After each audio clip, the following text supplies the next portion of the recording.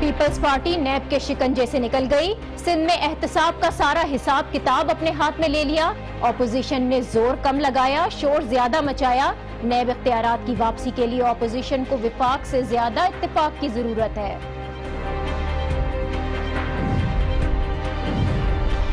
P T I نے غیر ملکی فنڈنگ کا ریکارڈ دے دیا، اب باقی جماعتوں سے بھی حساب لینے کا مطالبہ کیا جا رہا ہے، مذہبی جماعتوں کے فنڈنگ ذرائع کھلے تو بڑا محاذ کھل جائے گا۔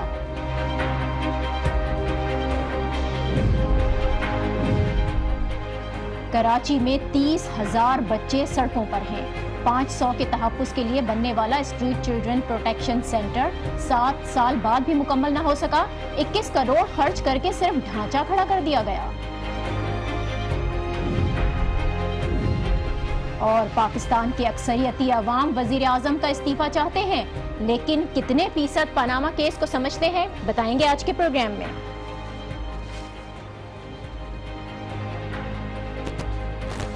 السلام علیکم، آپ دیکھ رہے ہیں نیوز آر ود ناجیہ اور میں ہوں ناجیہ عائشہ۔ کل جس وقت سب کی نظریں لاہور کے دھماکے پر تھیں، ہر طرف دھماکے کا شور مچا ہوا تھا، ٹھیک اسی وقت سندھ اسمبلی میں نیب کے خاتمے کا بل خاموشی سے منظور کر لیا گیا۔ اپوزیشن نے اس بل پر بہت اعتراضات اٹھائے، احتجاج بھی کیا گیا، لیکن اس کے باوجود اس متنازع بل کو اسمبلی میں اکثریتی رائے سے منظور کیا گیا۔ اس سے پہلے 3 جولائی کو بھی اس بل کی منظوری دی گئی تھی، لیکن گورنر سندھ اس کی راہ میں رکاوٹ بن گئے تھے۔ انہوں نے اس پر دستخط کرنے سے انکار کیا اور اسے واپس اسمبلی بھجوا دیا گیا، لیکن اب اس بل کی دوبارہ منظوری کے بعد اسے گورنر سندھ کے دستخط کی ضرورت نہیں رہی ہے، یہ بل آلریڈی قانون بن چکا ہے۔ اس بل کی امپلیمنٹیشن کے ساتھ ہی اب نیب سندھ میں عملی طور پر غیر فعال تو ہوگا۔ سندھ حکومت یا اس کے ذیلی اداروں میں کرپشن سے متعلق کوئی بھی معاملہ ہو، اس کی تحقیقات اب نیب نہیں کر سکے گا۔ اس کے علاوہ نیب کے تمام کیسز صوبائی اینٹی کرپشن یونٹ کو منتقل ہو جائیں گے، جبکہ نیب عدالتوں میں زیر سماعت مقدمات کی پیشی صوبائی اینٹی کرپشن کورٹس میں کی جائے گی۔ البتہ اعلیٰ عدالتوں میں نیب مقدمات کو چیلنج کرنے سے متعلق اپیلوں کی سماعت جاری رہے گی، لیکن ان کیسز کو بھی نیب کے پروسیکیوٹرز کے بجائے ایڈوکیٹ جنرل آفس ہی ڈیل کرے گا۔ مختصراً یہ کہ پورا کا پورا احتساب کا نظام سندھ حکومت کے انڈر آ جائے گا۔ یہاں پر یہ بات بھی اہم ہے کہ اس وقت سندھ میں نیب 200 سے 250 کیسز کی انکوائری کر رہی ہے، جس میں 15 سے 20 سیاستدانوں کے خلاف مقدمات بھی شامل ہیں، اور ان تمام سیاستدانوں کا تعلق پیپلز پارٹی سے ہی ہے۔ ڈاکٹر عاصم حسین 462 ارب روپے کی کرپشن کا الزام ہے ان پر۔ اسی طرح سندھ کے وزیر قانون ضیاء الحسن اپنی حیثیت سے زیادہ اثاثے بنانے کے مقدمے میں مطلوب ہیں۔ وزیر داخلہ سندھ سہیل انور سیال، ان کے خلاف لاڑکانہ ڈیولپمنٹ فنڈ کیس کی انکوائری چل رہی ہے، ان پر بھی کروڑوں روپے کے سرکاری فنڈز کی کرپشن کا الزام ہے۔ شرجیل میمن کی طرف آئیں، ذوالفقار شلوانی کے خلاف 5 ارب روپے کی مبینہ کرپشن کے الزام میں ریفرنس دائر ہیں۔ سابق چیف سیکریٹری سندھ صدیق میمن، ان کے خلاف غیر قانونی بھرتیوں کی انکوائری مکمل ہو چکی ہے، جبکہ سابق آئی جی غلام حیدر جمالی کو اختیارات کے ناجائز استعمال کا جو الزام ہے اس کا سامنا ہے۔ سابق وزیر تعلیم پیر مظہر الحق، ان پر بھی غیر قانونی بھرتیوں کا الزام ہے۔ اس کے علاوہ بہت سے اہم کیسز ہیں جن کی تحقیقات انجام کے قریب تھیں، لیکن اب اس بل کی منظوری کے ساتھ ہی یہ تمام کے تمام جو کیسز ہیں اینٹی کرپشن یونٹ کو منتقل ہو جائیں گے، جو سندھ حکومت کے ماتحت کام کرے گا۔ اور یہی اپوزیشن کا سب سے بڑا اعتراض سامنے آیا ہے۔ ان کا موقف یہ ہے کہ اس بل کی آڑ میں پیپلز پارٹی اپنی حکومت کو، اپنے وزراء کو بچانا چاہتی ہے، ان کی کرپشن کو چھپانا چاہتی ہے، اسی لیے اب اپوزیشن نے اس بل کے خلاف عدالت میں جانے کا اعلان کیا ہے، اور امید یہی ہے کہ اس معاملے پر عدالتوں میں انہیں کامیابی مل جائے گی، کیونکہ آئین کا آرٹیکل 142 اور 143 ان دونوں آرٹیکلز کے تحت صوبے کو وفاقی قوانین کی منسوخی کا کوئی اختیار حاصل نہیں ہے۔ بیرسٹر فروغ نسیم 3 جولائی کو یہی بات ہمارے پروگرام میں بھی کہہ چکے ہیں، وہ کیا کہہ رہے تھے پہلے میں آپ کو یہ سنواتی ہوں، پھر مزید بات کروں گی۔ نہیں، ایسا کوئی اختیار نہیں ہے، اور اس کی وجہ یہ ہے کہ آرٹیکل 143 ہے کانسٹیٹیوشن کا، جو یہ کہتا ہے کہ اگر کوئی تضاد ہوگا کسی پروونشل قانون میں اور کسی فیڈرل قانون میں، تو فیڈرل قانون جو ہے اس کو دسترس ہوگی، وہ پریویل کرے گا۔ بیرسٹر فروغ نسیم کو آپ نے سنا، ان کے مطابق یہ بل منظور ہی نہیں کیا جا سکتا۔ اسی قسم کا بیان وفاقی وزیر قانون زاہد حامد بھی دے چکے ہیں، لیکن اس اہم قانونی نقطے کے باوجود اس بل کو سندھ اسمبلی سے منظوری ملی ہے۔ اس تمام تر صورتحال پر اب ہم بات کریں گے۔ ہمیں ایم کیو ایم کے رہنما فیصل سبزواری نے جوائن کیا ہے۔ بہت شکریہ فیصل صاحب آپ کا۔ آئین کا آرٹیکل 142 ہے، 143 ہے، اس کے تحت صوبے کو وفاقی قوانین کی منسوخی کا کوئی بھی اختیار نہیں ہے۔ اس کے باوجود سندھ اسمبلی میں نیب کو غیر فعال کرنے کا بل منظور ہو جانا، اب آپ لوگ تو اس بل کے خلاف عدالتوں میں جا رہے ہیں، موقف کیا اپنائیں گے؟ آرٹیکل 142-43 کی بنیاد پر یہ درخواست دائر کریں گے یا پھر کوئی اور موقف ہوگا آپ لوگوں کا؟ یقیناً جو ہمارے قانونی ماہرین ہیں وہ آئین پاکستان کی روشنی میں ہی اور جو مختلف نظیریں ہیں اس ضمن میں ان کو سامنے رکھتے ہوئے ہی اپنا مقدمہ تیار کریں گے، اور ہم سمجھتے ہیں کہ ہمارے وکلاء کے پاس خاصا مواد ہوگا آئین کی روشنی میں، جو سارے کے سارے یہاں پر قوانین پہلے سے موجود ہیں ان کی روشنی میں، اور ہمیں توقع ہے کہ عدالتوں سے صوبہ سندھ کے عوام کو انصاف ملے گا کہ یہاں بدعنوانی اور بدعنوان پنپ نہ پائیں، اور بدعنوانی کے نام کے اوپر ایک ٹوتھلس قانون بنا کر اپنے ہی لوگوں کو محفوظ کرنے کا طریقہ کار کوئی اسمبلی میں محض عددی اکثریت کی بنیاد پر نہ ٹھیک ہے فیصل سبزواری صاحب، تو یہ جو درخواست آپ دائر کرنے جا رہے ہیں عدالت میں اس بل کے خلاف، ایم کیو ایم پاکستان انفرادی طور پر دائر کرے گی، اکیلے ہی آپ لوگ قانونی جنگ لڑیں گے، یا پھر مشترکہ اپوزیشن کوئی حکمت عملی بنائے گی اور جنگ لڑے گی؟ ہماری میٹنگ ہوئی تھی کل، ایک اجلاس ہوا تھا مشترکہ اپوزیشن کا کل سندھ اسمبلی کے اجلاس سے قبل، تو اس میں جو گفتگو ہوئی تھی وہ تو یہی تھی کہ تمام پارلیمانی جماعتیں جو اپوزیشن کی ہیں وہ اس میں ایک مشترکہ لائحہ عمل اختیار کریں گی اور عدالتوں میں بھی سب مل کر۔ تاہم اگر کوئی جماعت ایسا نہیں بھی کرتی ہے تو متحدہ قومی موومنٹ پاکستان بہت واضح ہے کہ ہم سندھ سے بدعنوانی کے خاتمے کے لیے اس قانون کے خاتمے کو ضروری سمجھتے ہیں، اور اس کے لیے ہم عدالتوں کا رخ کریں گے۔ ٹھیک ہے، مشترکہ حکمت عملی ہوتی تو ظاہر ہے مختلف صورتحال دیکھنے کو ملتی۔ بل پہلی مرتبہ تو اسمبلی سے منظور نہیں ہوا ہے، پہلی بار گورنر نے مسترد کیا، اس کے بعد پھر اس کی منظوری ہوئی ہے، 20-22 دن کا وقفہ تھا۔ اس دوران حکومت کی جانب سے کوئی بات ہوئی آپ سے؟ اپوزیشن نے اکٹھا ہو کر کوئی اسٹریٹجی بنانے کی کوشش کی کہ اسمبلی میں اس بل کی منظوری وہیں روک دی جاتی؟ وزیر اعلیٰ اور وزیر قانون سے اپوزیشن کے بعض ارکان کی ضرور ملاقات ہوئی، انہی کی خواہش کے اوپر انہوں نے قائل کرنے کی کوشش کی کہ ان کی نیت صاف ہے بقول ان کے، لیکن ہمارے دوستوں کو اپوزیشن کے شدید اختلاف تھا ان کے نقطہ نظر سے، اور شک بھی ہے نیت کے اوپر، تو اس لیے ہم نے ان کی گفتگو سنی ضرور، مانی نہیں، ٹھیک ہے، اور اپنا جو موقف ہے اصولی موقف ہے وہ سندھ اسمبلی میں بھی رکھا، عوام کے سامنے بھی رکھا، اور اب ٹھیک ہے۔ تو اب وفاق کی بھی بات کر لیتے ہیں۔ وزیر قانون زاہد حامد بھی اس بل کو مسترد کر چکے ہیں، گورنر سندھ بھی اس کے خلاف کافی متحرک ہیں، وفاق سے آپ لوگ براہ راست کسی رابطے میں ہیں؟ نہیں جی، یہ صوبائی قانون ہے، اس حوالے سے ہمارا وفاق کے اوپر سے رابطہ نہیں ہوا، تاہم ہم کوشش کریں گے کہ ہمارے جو پارلیمنٹیرینز ہیں وہ بھی وفاقی وزارت قانون اور وفاقی وزیر قانون کو آن بورڈ لے سکتے ہیں۔ اچھا، خواجہ اظہار صاحب نے کل وزیر اعظم کی تلاشی کا کریڈٹ عمران خان کو دیا تھا، پھر یہ بھی کہا کہ جس دن کرپشن کے خلاف پی ٹی آئی سندھ کا رخ کرے گی تو پھر آپ لوگ ان کے ساتھ کھڑے ہوں گے۔ ایم کیو ایم پاکستان کی جانب سے پی ٹی آئی کے حق میں اس طرح کے بیانات کافی مختلف ہیں، تعجب کی سی بات ہے۔ اندرون خانہ کسی نئے اتحاد کا اشارہ اس کو سمجھا جائے؟ نہیں، میرا نہیں خیال، خواجہ اظہار صاحب کی یہ ذاتی رائے تھی، ایسا نہیں ہے۔ ہمیں سب کو علم ہے، آج میں نے سندھ اسمبلی میں تقریر کرتے ہوئے کہا بھی ہے کہ اگر آف شور کمپنی میں لوٹا ہوا مال رکھنا جرم ہے تو وہ پھر پاناما کا بھی جرم ہے، سوئٹزرلینڈ کے بینکوں کا بھی جرم ہے، کیمن آئیلینڈ اور برٹش کا بھی جرم ہے، اور ہم سب کے علم میں ہے کہ پاکستان کی جو بڑی سیاسی جماعتیں اپنے آپ کو کہتی ہیں ان کے بڑے بڑے جید لوگ آف شور کمپنیز لے کر بیٹھے ہوئے ہیں، قرضے معاف کرا کے بیٹھے ہوئے ہیں، بدعنوانوں کے سائے میں بیٹھے ہوئے ہیں، تو نہیں، ایم کیو ایم پاکستان اس طرف قطعاً نہیں سوچ۔ ٹھیک ہے، تو ویسے اب یہ بل آ گیا ہے، اس کا فوری اطلاق ہو جائے گا یا آپ سمجھتے ہیں کہ اس میں ابھی کچھ وقت درکار ہے؟ جہاں تک میری رائے، میری ناقص معلومات ہے، یہ بل اسمبلی سیکریٹریٹ سے دوبارہ گورنر سندھ کو بھیجا جائے گا، اور اگر گورنر سندھ منظور نہیں بھی کرتے ہیں اس کو تو یہ از خود نافذ العمل ہو جائے گا، تو اس میں شاید چند روز لگیں گے۔ ٹھیک ہے، بہت شکریہ Faisal Sabzwari, M Q M کے رہنما ہمارے ہمراہ تھے، اور نیب کا بل جو کہ سندھ اسمبلی سے پاس ہوا ہے اس پر کامنٹ کر رہے تھے۔ ایک طرف جہاں نیب کی بات کر رہے ہیں، کہیں نہ کہیں سے یہ کرپشن سے جا کر ملتا ہے، کرپشن کے خاتمے کے لیے یہ اکاؤنٹیبلٹی بل، اور اسی کا اگر ہم تعلق دیکھیں تو پاناما کیس جس کا فیصلے کا سب کو بڑی بے صبری سے انتظار بھی ہے، وہاں بھی وہی کرپشن کا عنصر ہے۔ امکان ہے کہ اسی ہفتے میں یا پھر کچھ دنوں میں اس کا فیصلہ سنایا جائے گا، اور یہ فیصلہ جو بھی ہو پاکستان کا جو سیاسی منظرنامہ ہے اس پر بہت گہرے اثرات چھوڑے گا، کیونکہ اس کیس کو اب تک پاکستان کی تاریخ میں کرپشن کے خلاف سب سے بڑی ڈیولپمنٹ قرار دیا جا رہا ہے۔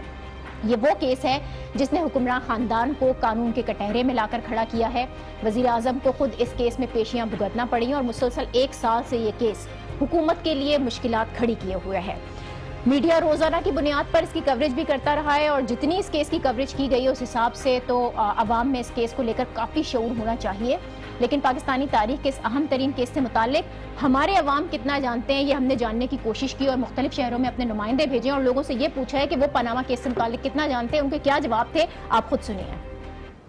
اب پاناما تو ہر چیز بچوں کو پتہ ہے، یہ جی پاناما ہوتا ہے، یہ قرضے ہوتے ہیں پاکستان کے جو اتنے یہ قرضے ہوئے ہیں، یہ اسی کو پاناما کیس کا ایک بہت بڑی یعنی کہ چوری پکڑی گئی ہے۔ پاناما ایک حقیقت ہے، اور اس میں جو مختلف قسم کے وہ ابھی عدالتی وہ کیسز ہوئے ہیں اس میں، اور جے ٹی بنی اس کے لیے، اور قطری خطوط کا ذکر ہوا۔ پاناما جو ہے یہ ایک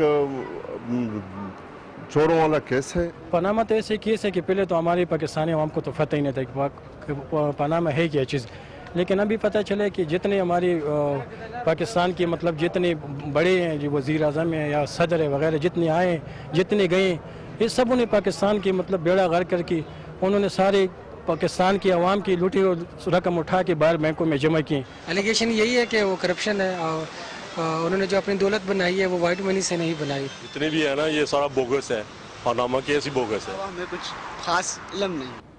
پاناما کیس کی معلومات عام عوام کو کتنی ہے آپ نے خود جانا، اس سے صاف ظاہر ہوتا ہے کہ پاکستان کے عام لوگ پاناما کیس سے متعلق بہت زیادہ نہیں جانتے، سب کو بس اتنا پتہ ہے کہ کچھ غلط ہوا ہے، کیسے ہوا ہے، کہاں ہوا ہے، اس بارے میں عام آدمی کو شاید ہی زیادہ علم ہو، لیکن اس کے باوجود پاکستان کے اکثریتی عوام وزیر اعظم کے استعفے کا مطالبہ کر رہے ہیں۔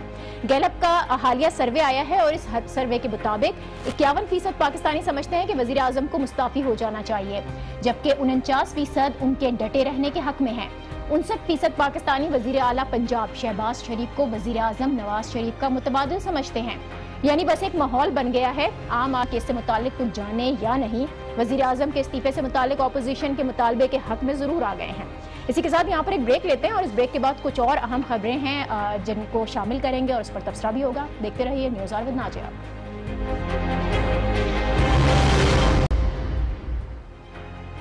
Welcome back. اگلی سٹوری پر جانے سے پہلے یہاں تازہ ترین خبر آپ کو کراچی سے دیتے ہیں۔ D G Rangers Major General Muhammad Saeed کی زیر صدارت امن و امان سے متعلق ایک اعلیٰ سطح کا اجلاس ہوا ہے۔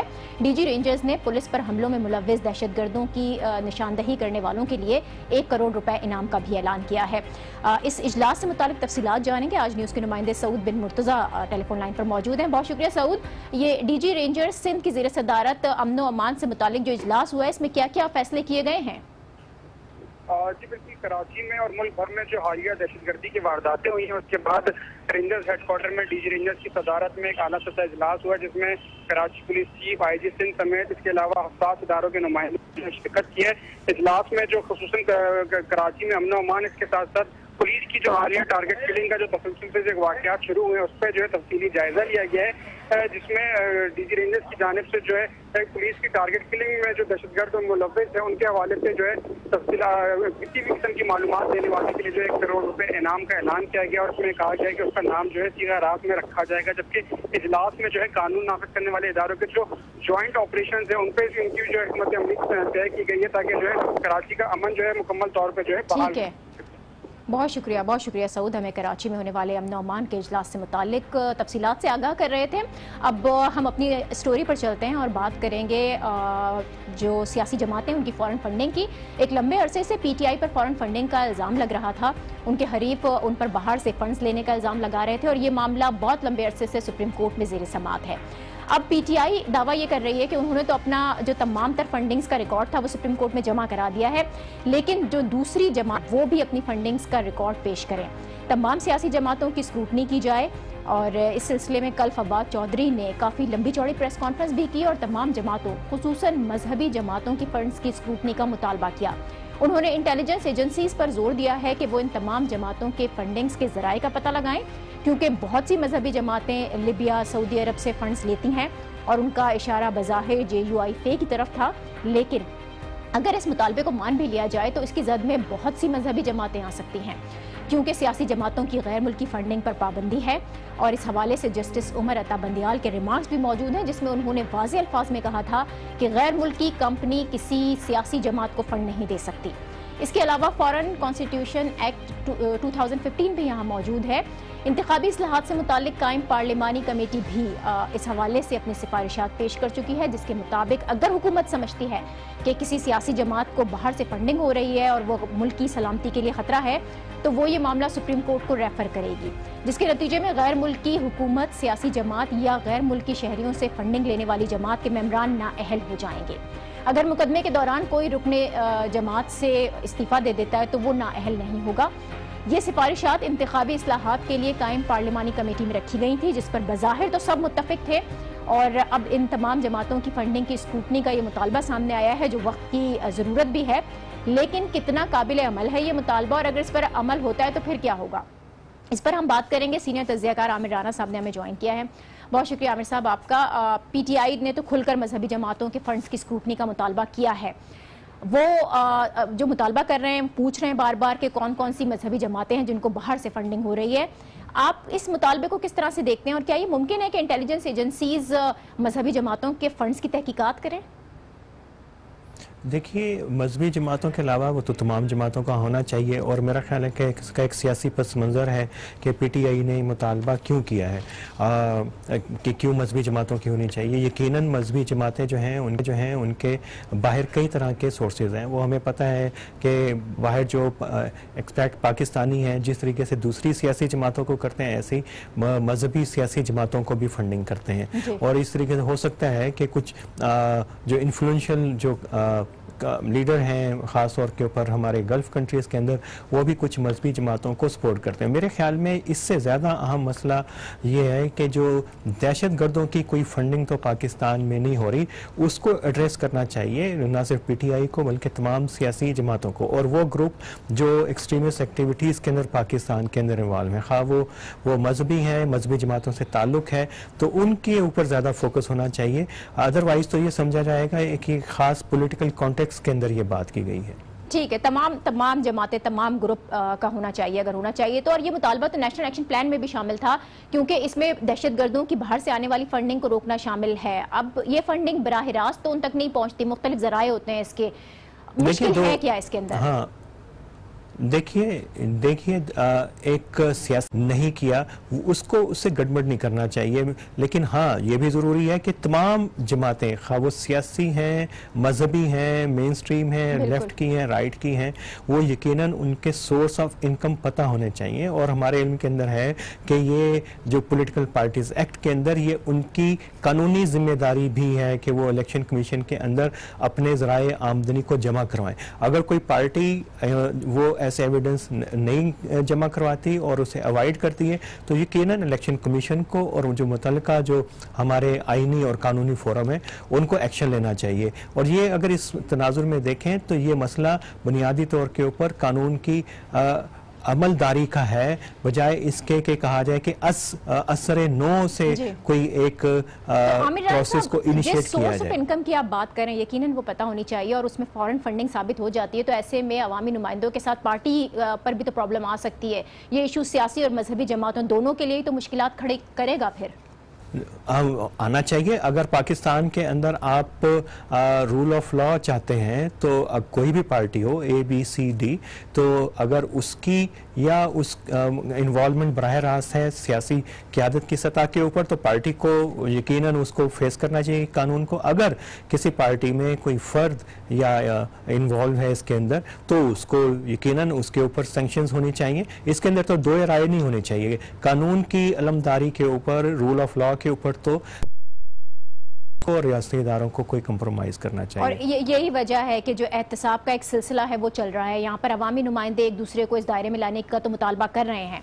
आप इस अमल को किस तरह देखते हैं? मुल्क में बड़ी तब्दीली लेकर आएगा या माजी की तरफ सिर्फ ये होगा कि एहतसाब का मामला मेरे इल्म में तो नहीं है पाकिस्तान के अंदर कोई एहतसाब का कोई बड़ा चक्कर चल पड़ा है। वो पूरा का पूरा फोकस एक पॉलिटिकल डोमेन के अंदर चल रहा है। एहतसाब की और करप्शन की बात हो रही है, उसके अंदर रूलिंग पार्टी की यकीनन बात है और अब PTI के ऊपर इस किस्म के हैं। पीपल्स पार्टी ऑलरेडी इस किस्म के अंदर रही है, लेकिन जो स्ट्रक्चरल रिफॉर्म्स चाहिए पाकिस्तान में करप्शन के खात्मे के लिए, अकाउंटेबिलिटी के लिए अक्रॉस द बोर्ड, वो यहाँ पे अभी तक मिसिंग है पाकिस्तान के अंदर। तो इसलिए हम नहीं कह सकते कि कोई बहुत बड़ा प्रोसेस शुरू हो गया। हाँ, इसके नतीजे में मुमकिन है कुछ मैयर्स लिए जाएं, लेकिन ये मैयर स्ट्रक्चरल चेंजेस के हवाले से होने चाहिए। हमारे इनके अंदर के नैब की परफॉर्मेंस क्या है, उसके अंदर रीस्ट्रक्चरिंग की ज़रूरत है। ये तमाम इश्यूज़ हैं जो बहरहाल हमारी क़यादत को, कौमी क़यादत को लेने हैं। ये कहना कि सिर्फ एक पॉलिटिकल, चूंकि एक पूरा एनवायरनमेंट बना हुआ है, उसके बाद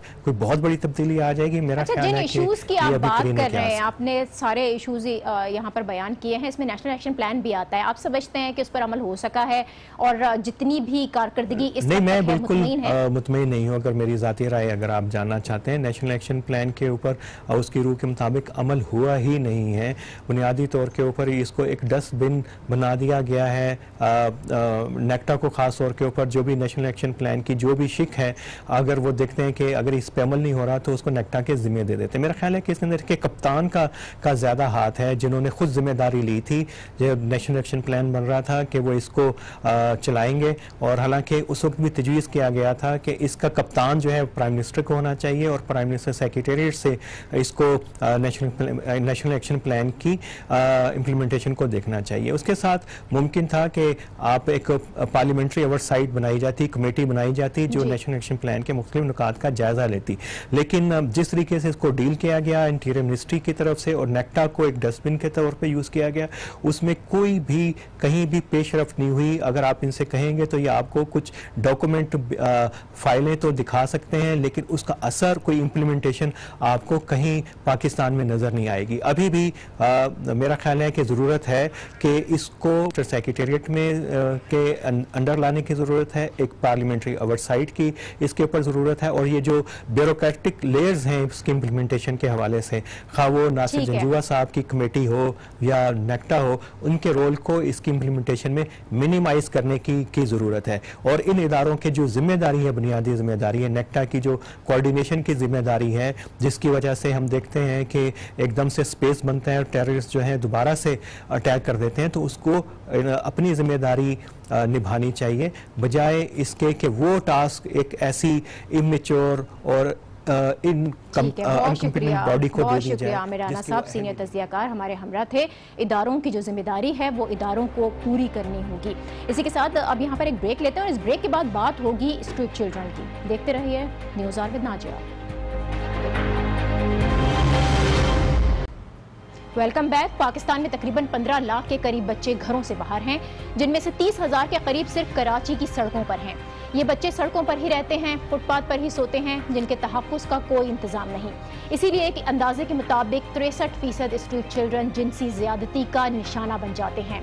बेशतर नशे की लत में पड़ जाते हैं और इन बच्चों के तहफ़्फ़ुज़ के लिए सिंध हुकूमत ने 2010 में स्ट्रीट चिल्ड्रंस प्रोटेक्शन सेंटर बनाने का फैसला किया। कराची के इलाके कोरंगी में इसका संगे बुनियाद रखा गया। इस मंसूबे का मकसद 500 स्ट्रीट चिल्ड्रन को बुनियादी तालीम के लिए हुनर फराहम करना था, ताकि उन्हें जराइम पेशा अनासिर से महफूज रखा जा सके। लेकिन 7 साल में 20 करोड़ 80 लाख से ज़ायद रुपए खर्च होने के बावजूद ये स्ट्रीट चिल्ड्रन सेंटर अभी तक फाल नहीं हो सका है। हजारों बच्चे सड़कों पर हैं और हुकूमत उनके तहफ़्फ़ुज़ में नाकाम दिखाई दे रही है। इस तमाम मामले पर हमारे नुमाइंदा रिपोर्ट तैयार की है। ये रिपोर्ट देखिए, फिर इस पर मजीद बात करते हैं।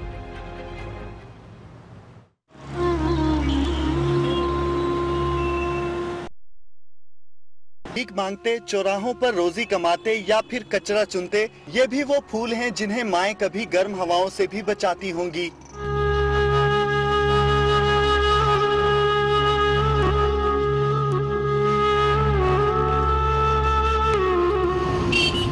लेकिन आज ये स्ट्रीट चिल्ड्रन के रूप में मुआशरे और मौसम का हर सितम सह रहे हैं। कराची में एक अंदाजे के मुताबिक 30,000 बच्चे सड़कों पर रुल रहे हैं। शहर के 974 ट्रैफिक सिग्नल्स पर भी ये मासूम मांगते नजर आएंगे। मेरा नाम रामचंद है। 12 साल रामचंद भी इन्हीं स्ट्रीट चिल्ड्रंस में से एक है, लेकिन एक निजी इदारे की काविशों से आज वो स्कूल जाने लगा है। Summer, winter, autumn, spring. Very good. पहले मैं कबाड़ी का काम करता था और सारे दिन गलियों में घूमता था, सारा टाइम हमारा वेस्ट चला जाता था। और अमन मिस आई, कामरान सर आए, अभी हम पढ़ लिखते हैं और हम पढ़ लिख के डॉक्टर बनना चाहते हैं।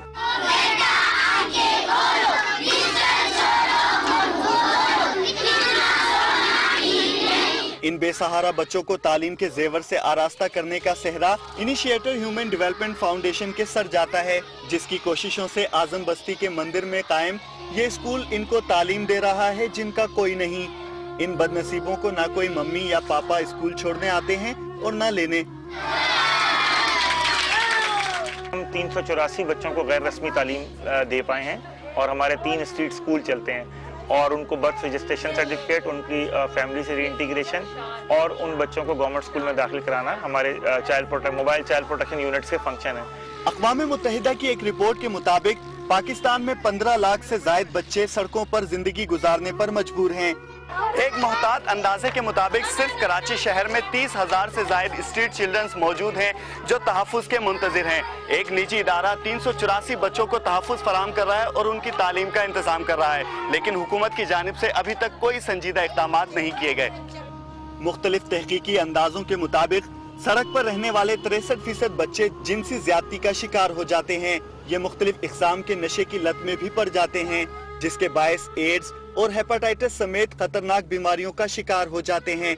हुकूमत सिंध ने 2010 में इन बच्चों के तहफ़्फ़ुज़ के लिए कोरंगी में स्ट्रीट चिल्ड्रन बहाली सेंटर का संगे बुनियाद तो धूमधाम से रखा, लेकिन 7 साल बाद भी ये मंसूबा मुकम्मल न हो सका। समाजी बहबूद की वजीर शमी मुमताज ने तस्लीम किया कि महकमों की नाअहली के बायस ये मंसूबा अब तक खटाई में पड़ा है। डिले होने की वजह यह है कि बार बार एक्सीएन का तबादला, ठेकेदार के पास ज्यादा काम का होना और थोड़ी सी लापरवाही इदारों की, जिसमें डिपार्टमेंट दोनों तीनों शुमार होंगे। सोशल वेलफेयर डिपार्टमेंट को भी मैं कहूँगी थोड़ा सा, मैं फाइनेंस को भी कहूँगी और मैं वर्क्स एंड सर्विसेज को खास तौर पे कहूँगी। तो इंशाल्लाह इस साल जो है वो हम ये अपने शेल्टर होम जो हैं दोनों, उसके साथ एडमिन ब्लॉक, उसके साथ रेजिडेंशियल ब्लॉक, वो इस साल हमें मिल जाएगा और हम इनोग्रेट भी करेंगे उसको इंशाल्लाह। 2011 में सिंध असम्बली ने चाइल्ड प्रोटेक्शन एक्ट मंजूर किया और मार्च 2017 में सरकारी इदारा सिंध चाइल्ड प्रोटेक्शन अथॉरिटी फाल हुआ, लेकिन ताहाल इदारा बच्चों के तहफ़्फ़ुज़ के लिए अमली इक़दाम करने से कासिर है। इनके लिए अब जो सिंध चाइल्ड प्रोटेक्शन अथॉरिटी बनी है ना, अब इनका मैकेनिज्म बनेगा, कि इनको हम किस तरह उस चीज़ से निकालें। तो इसके लिए जो हमारा कोरंगी का सेंटर बन रहा है, जो अंडर कंस्ट्रक्शन है, उसमें 200 लड़कों के लिए और 100 बच्चियों के लिए इंतजाम किया गया है। सड़कों पर रहने वालों में 56% बच्चे घरेलू तशद्दुद के बायस घर से भाग जाते हैं, जबकि 22% बच्चे मदरसे और तालीमी इदारों में सख्ती और तशद्दुद के बायस राह फरार इख्तियार कर लेते हैं। स्ट्रीट चिल्ड्रन बहाली सेंटर हो या सिंध चाइल्ड प्रोटेक्शन अथॉरिटी, हुकूमत की काविशें इन मासूमों की मदद के दावों तक ही महदूद हैं। इन बेसहारा और लावारिस बच्चों के लिए मौसर इक़दामात न किए गए तो यही फूल कल मुआशरे का कांटा भी बन जाएंगे। खावर हुसैन, आज न्यूज़, कराची।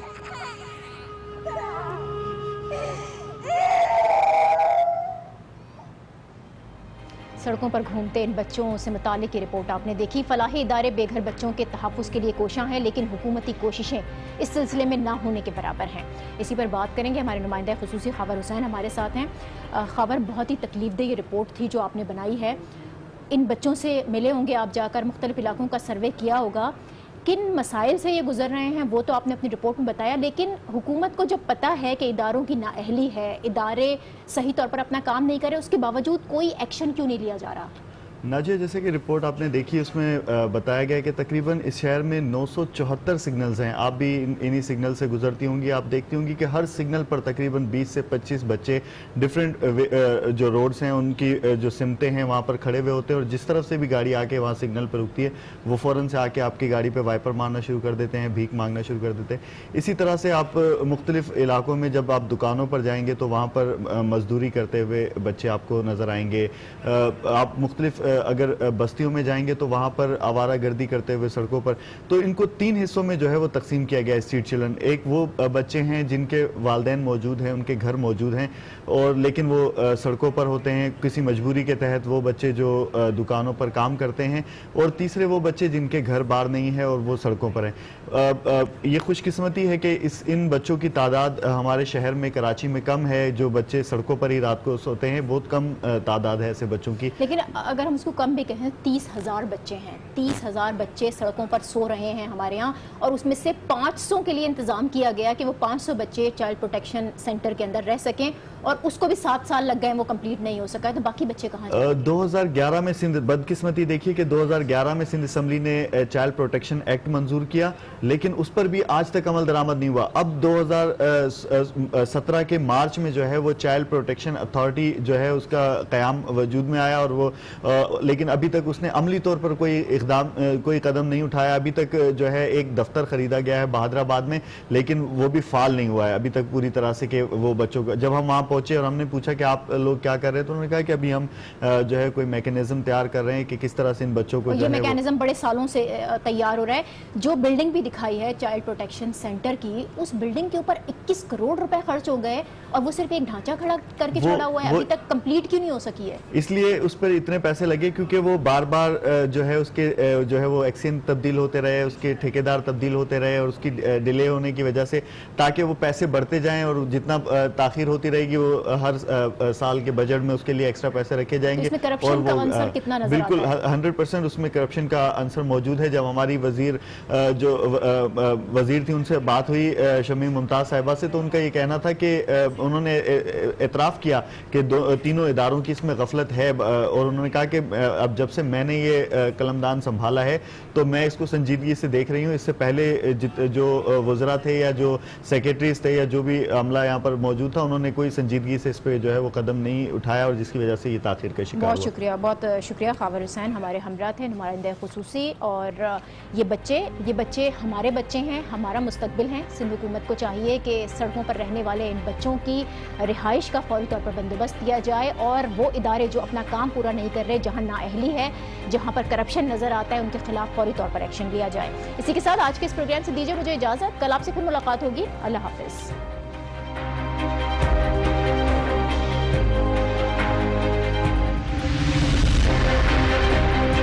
धरनों पढ़ने के लिए हमारे पास वक्त नहीं है। तुम जब डेमोन्स्ट्रेशन करने जाओगे तो मांगोगे क्या?